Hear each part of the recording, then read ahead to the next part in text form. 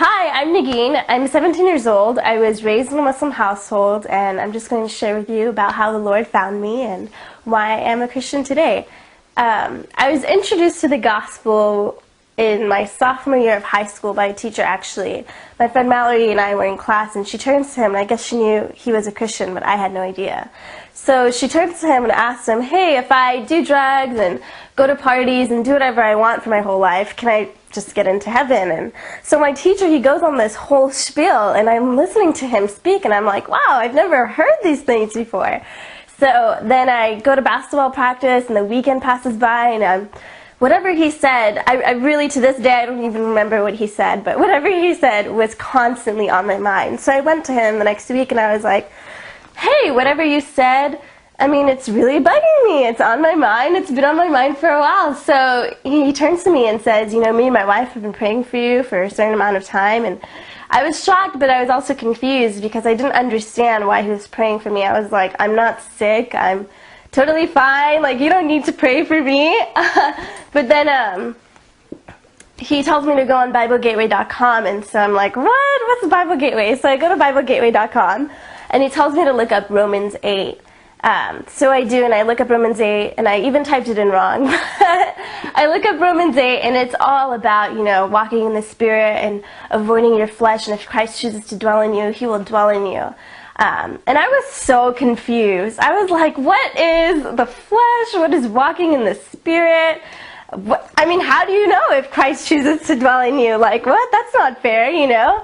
And so I just had all these questions, and I was really confused. But then I turned to him as if to say, okay, whatever, like, why did you have me read this? So then he asked me if I've ever read my Quran, and I look at him and I say, yeah, I mean, I've read it before, but I'm not supposed to read it because you're not supposed to read translations, and I don't speak Arabic, I speak Farsi. And so you're just not supposed to read it in another language other than Arabic. So he goes, well, why don't you just try reading it again so you know what it actually says? And I'm like, why not? Why not sit down and, you know, read what I believe in, what I pray 5 times a day for? So I go back home and I bust out my Quran and I start reading it. And by this time I was a little bit older than the other times I was reading it. So I definitely got a different feel for it, and I definitely started reading it with, you know, just with understanding, and I just understood what I was reading. And so as I was reading, I started noticing verses that I've never noticed before. I started noticing verses about, you know, how men can beat their wives, and I started noticing other verses about just the violence and how I can't have Christians or Jewish friends. And I started noticing all these things, and I was wondering, like, is there an explanation for these verses? So I go to the hadiths and I look at the sunnah, I look at what I believe in, and it supports the claims that are in the Quran. So I just had all these questions running through my mind as to why I've never noticed these before, and why the Ummah never told me about this before. And so I go back to him weeks later, and I'm like, hey, can I have a Bible? I don't want to be a Christian. I just want to see what you believe in. But to be honest, my intention was not to seek out the Lord or to find truth. I really honestly just wanted to see what, quote-unquote, Americans believed in.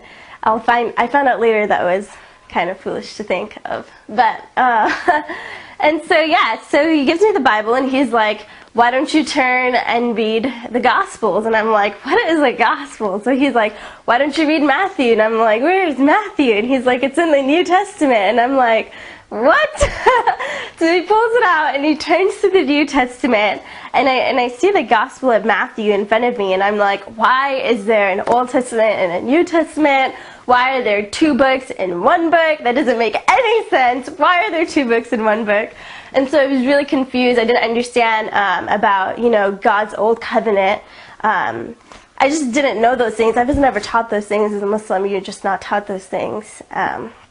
So I look at it, and I'm like, okay, I'll read it. But I just wanted to read it for fun, and I didn't want to read it to search out for truth or to look for God in any way. And so I went home that night, and I read the whole Gospel of Matthew, and I took a piece of paper out and wrote every question I had down. If something didn't make sense, I wrote it down. And just about everything didn't make sense, so I wrote it down. I mean, I was like, who's this guy? What does apostle mean? What is a disciple? You know, like, why is baptism important? You know, why did Jesus get baptized? And so I would write all my questions down. And I was in journalism at the time, so I was definitely trained to ask questions. So I come back the next day with like a paper filled with questions, and I'm like, hey, can you answer these for me? So he's like, wow. So he was totally overwhelmed, and then he's like, why don't you email my wife and she can answer some questions for you? And so I took the email, and I didn't email her at first, but then I started emailing her once I started noticing that none of my questions could be answered in the amount of time that I had at school. So I started emailing his wife, and she was really good about explaining to me the history of certain books and the history of the churches that Paul was writing to, and it just started making much more sense when I started learning about these things. And she was even telling me like the history of the prophets' lives and stuff, and I asked questions.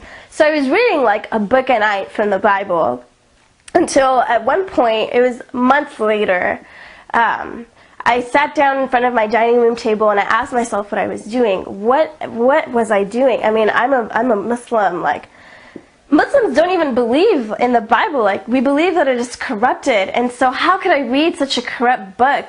And I finally realized what I was reading. I mean, I had no idea like what I would find in the New Testament. But I found that God had sent his son down and died for the sins of his own people, that he was raised to life, which in turn conquers death so that we can be redeemed, so that we can be reconciled by God, with God. And so I finally understood what I was reading, and I understood what the intention of these books were. Like, there was a point why Paul wrote those letters. There's a point to those things. And so I sat down in disgust. I was very angry because I have read such a blasphemous book for so long. I mean, how can God become a man? How can he come in flesh? He's not his creation, you know? So I was thinking about all these things, and I was just like, wow, you know, no wonder I was never supposed to read this book. No wonder the Muslims tell me it's corrupted. Of course it's corrupted. How blasphemous is this, you know?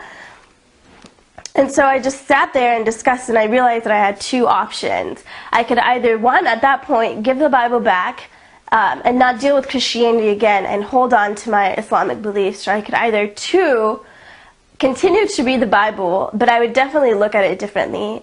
Because now I knew what it was saying. I knew that it was saying the message of salvation, like that it was claiming the message of salvation. And so I chose the second choice, and I said, I'm going to keep reading, but I'm not going to believe in this. I don't have to believe that, you know, God came down in the flesh. I don't have to believe that.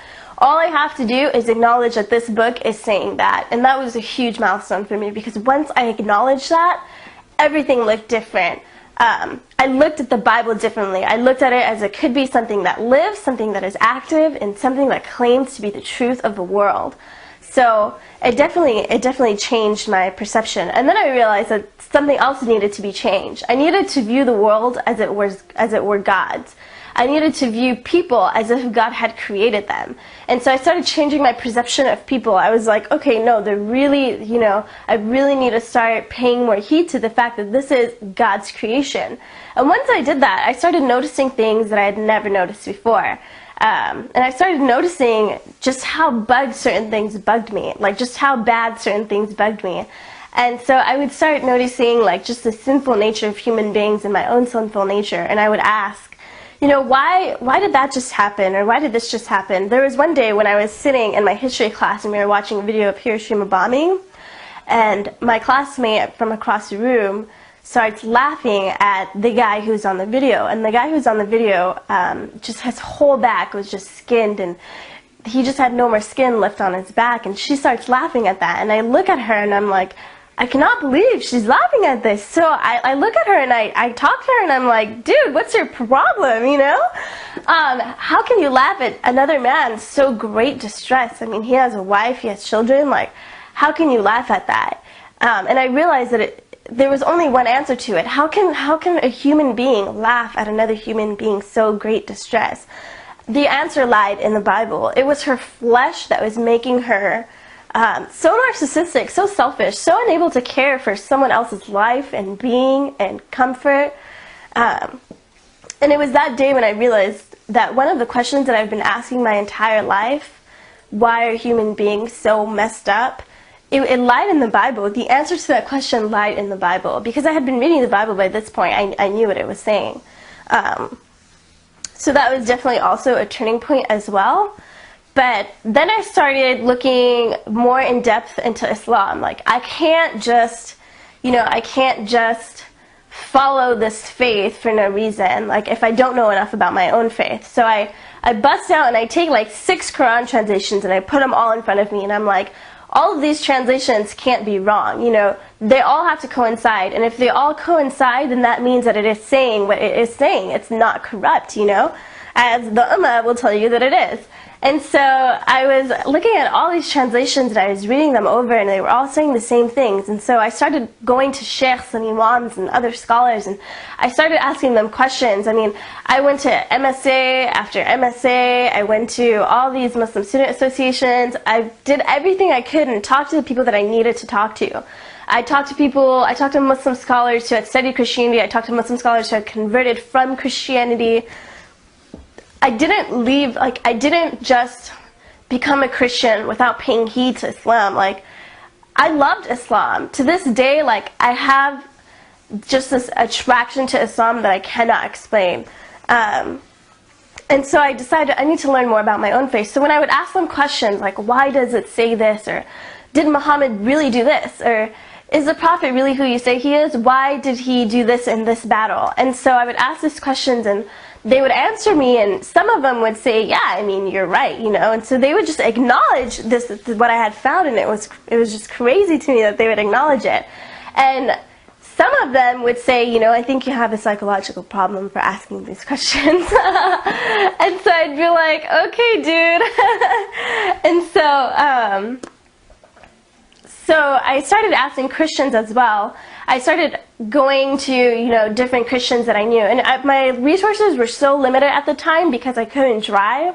But, I mean, I just read every John Piper book on the internet. I watched a billion debates. I can't even, sit down and go through all the debates that I've seen. And then I just called different churches. If someone gave me a flyer to a church, I went on the church and I called them and said, hey, I'm thinking about Christianity. Can you come and explain some things to me? Or I would, go online and read certain books. I read lots of Lee Strobel's books. I'm sure a lot of you guys have. I read lots of those books. But there's a point where I was like, wow, if there really is a God in this world, then it can't just lie between Islam and Christianity. Like, he could be in any of the world's greatest religions. So then I was like, okay, I need to break down every religion out there to see, who God is. And so I go out, and I swear this is all the Holy Spirit, because I don't just read a whole bunch of books for fun. That's not me. But I was just going through book after book, and I was just going through just resources. And if I had a question on things, if I had a question on hell, I wouldn't just ask a random person, say, hey, do you know why God sends these people to hell? I would contact a professor at a Christian school who taught on hell and who wrote about hell in books and stuff. I would contact him and talk to him and email him and call him and say, can you answer this question for me? So I went to the right people who, if I had a question on the resurrection of Jesus, I would go to a scholar who had studied on the resurrection of Jesus. I would make sure that my resources were the right resources that could answer my questions.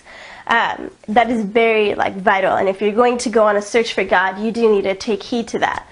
And so then I started breaking down every religion. I went to atheists, and I spoke to atheists and every belief system, and I went to a Buddhist temple, and I was just and ultimately all of that searching and all of that reading on different religions led me back in the same position. I was holding my Quran and I was looking at my Bible in the same confused look that I did in the beginning. And so I had the same questions in my head, and I was like, okay, it lies between these two. It just does. And it's not because Islam had somehow, seemed better than the other belief system or seemed more consistent than Buddhism or, say, Hinduism. At a logical standpoint or historical standpoint, Islam isn't as consistent as I would like it to be. But it was still there because I have an attachment to it. My whole family's Muslim. all my, distant relatives are Muslim. The country that I come from, like, that is a 99.9% Muslim country.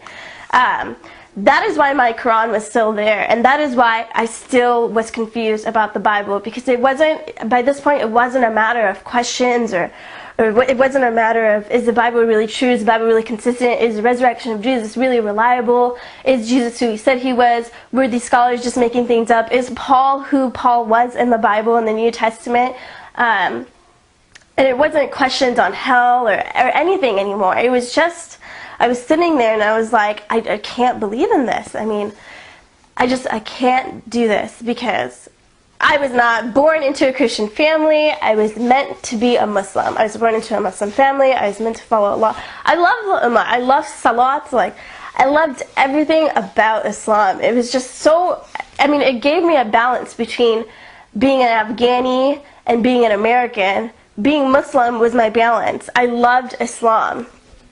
Even to this day, I have such an attraction to it, and I have to remind myself that it is false and not true. And so I was looking at my Bible, and I was just, by this point, I was like, I can't believe in you. Like, God, sorry. Like, I can't do this, because my parents are going to kill me. Like, my parents, what are they going to do? Like, I'm going to get beat for it. I'm going to get persecuted. I'm never going to get to marry a Muslim guy. And all these thoughts went through my head. And so Ramadan came around, and I was just like, I'm going to put the Bible aside. Like, I'm just going to devote myself to Allah this month. I'm just going to do what I need to do. Like, it was kind of almost like a last-ditch attempt, because I so desperately wanted to be Muslim. I so desperately wanted to believe in something that was a lie, because it gave me everything that I was set up for in life, everything that my parents wanted. It would make my, parents happy. It would make my brothers happy. And so I just tried to devote myself to Allah. I prayed way more than 5 times a day. I did every Fajr Salat and every Sunnah Salat. Like, I did every Fajr, Asr, Maghrib, Aisha. I did, the Fard ones and the Sunnah ones. I did everything that I can so that I could have a relationship with Allah. I was learning how to recite the Quran in Arabic. I was reading like Surah An-Nas and all these different things. And I was going to Muslim parties, and I was going to Muslim classes. I would go in Belief in Allah classes every Sunday night. I did everything that I could. I surrounded myself by the Muslim Ummah, and I even prayed at school. Like, I would go and do wudu in the girls' bathroom, and girls would be like, what are you doing, And I'd be like, this is just kind of what you do when you're Muslim. And so I would explain to them these things, and I would even pray Salat. Like, when my teacher was teaching, I would go in the back room and I would pray Salat. So I just tried so hard, to learn as much as I could about Islam. And I tried so hard to make it fit into my mindset, and to just say, no, this is the truth. But Eid al-Fitr came around, so everyone knows it's like the biggest Muslim holiday. It's one of the biggest. And we were celebrating the end of Ramadan, and we were at my aunt's house, and everyone was just praising me, like, oh, Nagin, you did so well. We're so proud of you. We're so excited that you did so well, and you're praying all these things. We're so excited. You're becoming just this great Muslimah, this great Muslim woman. And I looked at them, and I'm like, oh, thank you, And so I was sitting there, and by this point, the spiritual battle was insane. It was insane, to the point where I would wake up in the middle of the night and ask myself, like, how come I don't know who God is? Like, how come I don't have a truth yet? Like, I've studied so hard. I've talked to so many people. I've snuck out to churches, and I went to mosques, and I just did Jummah prayer after Jummah prayer. And I was like, why don't I know this yet? Like, I talked to atheists, I talked to Buddhists, I talked to Hindus. I went and picked up every book that I can on all these religions, and I still don't have an answer. And so I was sitting there, and I was looking at my cousin's face, and I was looking at my aunt's faces and my brother's faces, and I was like, I do have an answer. I'm just denying the answer that I know to be true. By this point, of course, it has been revealed to me that Christianity is true. And I'm not just talking about an intellectual journey. While it was a huge intellectual journey, and I had tough theological questions that I had to ask myself, and theological barriers that I had to overcome, because there are theological barriers that you have to overcome when you're a Muslim and you already have a preconceived notion of what the Bible is.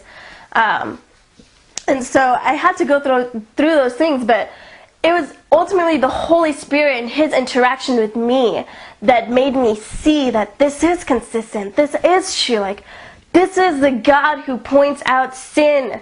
You know, this is the God who calls it out. This is the God who gives answers to questions, real, life-changing answers. And so it's ultimately your relationship with God's Spirit, and it's ultimately your relationship with God and how you pray. An intellectual journey is important. Finding answers to your questions is important, but ultimately it is God who does the work and who works in your heart. And so I sat there and I was just like, I have nothing more to do. Like, I can't even study more. Like, I've prayed, I've cried my eyes out night after night. I mean, I cried during Ramadan more than like any other month, you know. And I don't want to believe in you. Lord, I don't want to believe in you, you know. So I look around, I look at my cousins' faces, and I look at my family's face, and I see my mom's face, and I'm just like, but none of them will accept me if I'm Christian. I mean, my brother will probably like beat the crap out of me, you know, and then my parents will get angry and lash out at me, and then I won't have like this Afghani culture that I love. I won't have all this food and I won't get to marry an Afghan man, and no one will talk to me anymore. And so I look at them and I'm like, I love them so much that I don't want them to forget about me. I don't want them to not talk to me anymore. But then I ask myself, well, what is real love? Like, what is true love? True love, it's wanting the best for the other person. It's completely selfless love. And that's the way marriages work. Marriages are selfless. When God sent Jesus here, it was a selfless act. It was an act for us, you know. And His glory. And so I just sat there and I was just like, if I truly love them, I would accept what is true so that one day they can see it through me and that they may accept it as well. There's no guarantee that my family or my cousins or my brothers will accept Jesus Christ. I had no guarantee at that point, but I knew that I could not let them live on into a belief system. I could not let people believe that I believed in Islam. I didn't. It just wasn't intellectually satisfying or spiritually satisfying, for that matter. And so I knew what I had to do. I had to accept Jesus. I knew what I had to do. And so I went home and I busted out my Quran. Instead of falling on my face and declaring that Jesus is Lord and that He came here and He died for us, instead of declaring the truth of the God of the Bible, instead of declaring Him as majestic and the creator of this universe, I went home and read my Quran. When I was so convicted of what I needed to do, I went home and read my Quran. So I was reading the Quran. I had read like more than I've ever read, from the chapters before Medina to the chapters after Medina. I just read so many surahs that night, more than I've ever read in my entire life. And I sat there and I'm just like, what am I doing? Like, I can't believe I'm reading the Quran right now. It is empty. Like, I was looking for something. I was desperately looking for something in the Quran to say, hey Nagin, don't convert. Like, I was looking for something to tell me, like, stop, you know, like, Allah is Lord. And so I couldn't find it. There wasn't any substance in those verses. There's very little substance in the verses that are in the Quran, especially compared to the scripture that's in the Bible. So I push my Quran to the side and I pick up my Bible and I'm like, Jesus, like, I no longer believe that you were merely a prophet, but I believe that you are one in the Trinity, that you are one of the persons in the Trinity, and that you were sent here, and that you died for us so that we may be reconciled with God. And I said, you know, like, the God of the world lies within the Bible. I will deny myself, Lord. I will take up my cross. I will follow you. I know I will be persecuted, but I will follow you. And I said that to myself, like, on my bed. And it just was like so meaningless, because when actually living that out, when actually living out the words that I said, when I was trying to deny myself, no matter what the persecution came, I failed, and I failed miserably. And I made the cross look minute and just small and disgusting because of how badly I failed to glorify God and stick to my words of serving Him under the persecution. My first year of being a Christian was really hard.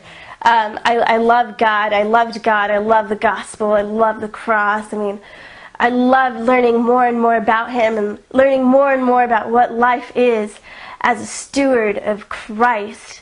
But it wasn't easy, especially with family and persecution and my longing for Islam. It just never stopped. I mean, and I wouldn't long for Islam because I was like, I want to worship Allah, you know, I want to go. I mean, the Prophet Muhammad was this great guy.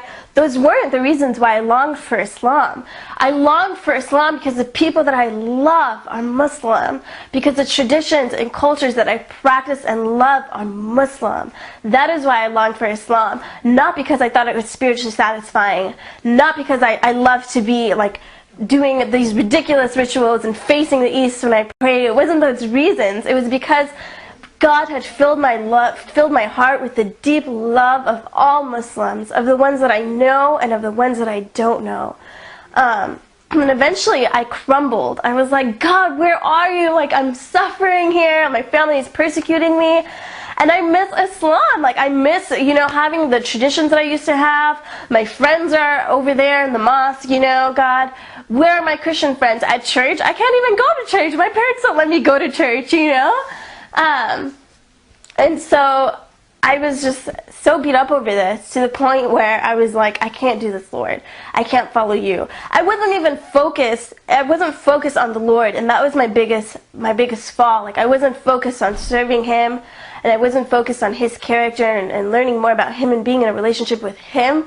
I was more focused on my persecution and what I was going through and what I had to lose. That's what I was focused on. And then I was focused on, well, Lord, how can you bless me while I'm going through this? Don't I deserve some blessings? It was such a selfish view of a relationship with God, and that's not how it works. So I eventually crumbled under that view, and I went back to Islam, believe it or not, but it wasn't on a basis of believing in this. It wasn't because Allah is gracious and had somehow said, no, you can't be Christian, like, I will take you out of this. It wasn't for those reasons. I went back to Islam knowing it was false, knowing that it was inconsistent, knowing that historically it doesn't add up, knowing that it doesn't work. And I go back to Islam, and I'm just like, I take my Shahada, and I'm sitting there, and I'm like, holy crap, what did I do right now? Like, I don't believe in this, you know? And so I go, and the more I'm in the Ummah, the more I'm trying to force myself to be a Muslim, the more I'm trying to just completely change my mindset and forget everything about Christianity, because I wanted these things that Christianity couldn't offer me, these petty things like a Muslim wedding. And so but there was a point where I started noticing, like, wow, like, I'm really doing this pretty well. Like, I'm forcing myself to believe in this, and it's working. I'm actually growing a little bit of faith in Islam. I'm starting to look at it and trying to do everything I can to make it look consistent and make the Prophet look like a like a morally good prophet. Muhammad, I don't even know. I don't even want to go there. Muhammad wasn't a horrible guy, but he definitely wasn't the best moral example, as Muslims would say. And so I just did everything that I could to convince myself in Islam, and I was doing pretty well. I started believing it, you know. I started saying, okay, well, you know, let's just forget about everything. I'm going to brainwash myself back to this. And so I actually started a blog during that time, and it was for my own comfort. I was so torn inside. And I started a blog, and I wrote on that blog what I was going through, like how I was living this Muslim life, but how much I longed for my relationship with Jesus, how much I miss the Christian God, how much He was convicting me during this time, how much He was hunting me down. I started this blog and just wrote about, you know, certain things that bothered me during that time. When Muslims would say something, I'd be like, does Allah really care about that? Like, does Allah seriously care about something so petty like that? So I'd write on my blog, like, this is what I think. And then I would even use that blog and try to, I was about to shut it down and say, no, like, this is bad for me because it's, you know, it's a time of reflection, and when I reflect on how much Islam doesn't make sense to me. But David Wood had actually found that blog, and David Wood, you guys all know him from answeringmuslims.com, acts17.net, check it out. So David Wood found that blog, and he started commenting on that blog, and I was like, no way, David Wood just commented on my blog. Like, I watched this guy's debates for hours and used to take notes on his debates with Muslims. Like, dang it, like, I know that he's going to tell me stuff I don't want to know. And then I was speaking to Nabil Qureshi, his partner in the ministry. I was speaking to him through email. And he was very patient with me. He didn't lash out and get angry at me for going back to Islam, or get angry at me for deserting the God of the universe. But he's very patient and understood what I was going through and understood why I was feeling the way that I was feeling. And he shared a little bit about his own experience with me, and it really encouraged me. And so I was speaking to David through the blog a little bit, and he was just, going into things that I didn't want to know. Like, he was definitely putting truth in my face. I already knew it, but I didn't want someone to confront me with it. Especially not someone who I've sat down and watched for hours. And then, so I was just going about my days. I mean, at this point, I even started wearing the hijab to school. I did everything I could. Like, I did everything I could to just be Muslim again. I had gained all these wonderful new friends. And so David Wood told me to watch a show that him and Sam Shamoon were going to be on called Jesus or Muhammad. And so I'm like, okay, that's really cool. Like, I could use that show right now, Jesus or Muhammad. And so I skip out on my belief in Allah class, and I sit down at my computer and I'm watching Jesus or Muhammad on abnsat.com. And so I'm like, wow, like, I already know these things, but David and Sam were just putting it in my face and putting it in all the viewers' faces. And I was just like, okay, I don't want to listen to this anymore. I know the truth about Islam. I know the truth of who Jesus was. I can't handle this. I can't handle this. So I sat back and I was like, why can't I handle this? Because I'm acknowledging and I'm supporting something that is so wretchedly false. And it was then that I was like, I can't do this. Like, I can't support something that I know is false and that is the cause of violence in the world and other atrocities. I couldn't do it. And so there was a couple of weeks passed by, and I was at the park, and I had my Bible, and I was reading 1 Peter. And I had seen another couple of episodes of Jesus or Muhammad. So I was reading 1 Peter, and it was all about being born again to living hope, and our faith being tested to see the true genuineness of it. And I'd just been so convicted of the wrong that I've been doing. And I've had like a couple of dreams, that Jesus didn't come down in my dreams, but they were just dreams of, showing me that I did miss the God of the Bible. I don't want to get into it because I don't want to say that those dreams like somehow brought me back to the foot of the cross, because they didn't.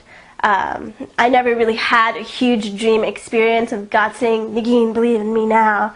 And I used to get angry when other people did, because I was like, I didn't have a dream, And so I don't want to get too into those dreams.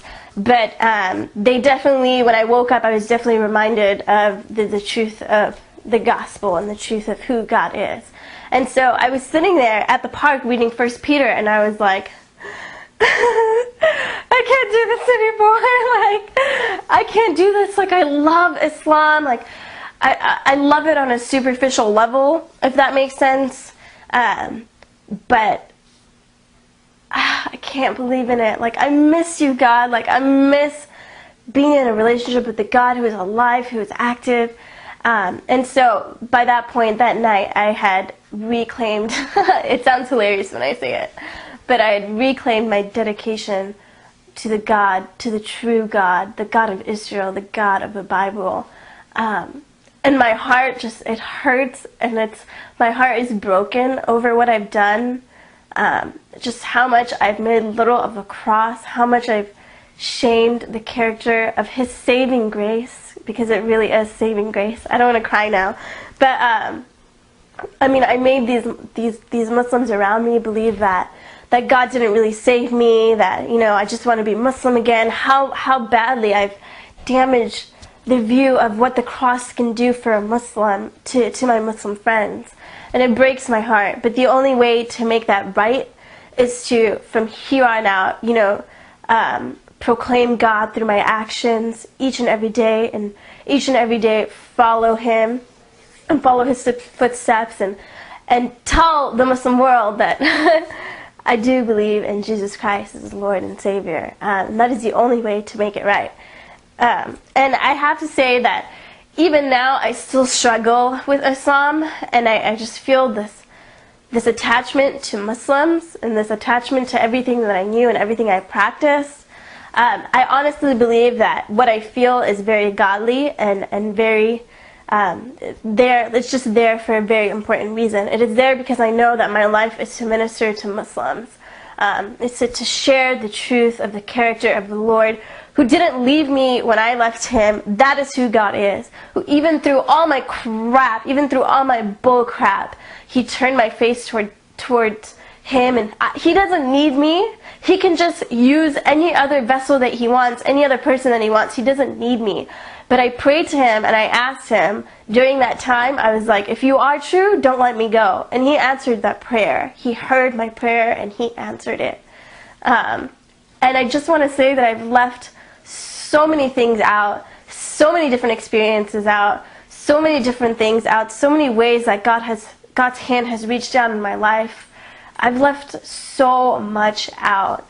I cannot even begin to describe to you how awesome God is, how glorious He is, what the character of God really is. And I'm just excited to learn more about Him in the future and be obedient to Him, because true confession in Jesus Christ isn't about saying that I believe in Jesus. It isn't about words. True confession is about obedience, and it's about trusting Him in everything. And I pray that my life can really show that. And I do this for all the Muslims who are watching this. I'm doing this for you and everyone who's just having questions about God. And I'm doing this for those who believe in God and who are, have an awesome faith in God. I'm doing this for you as well, so that you can see the character of the Lord and just how mighty He is.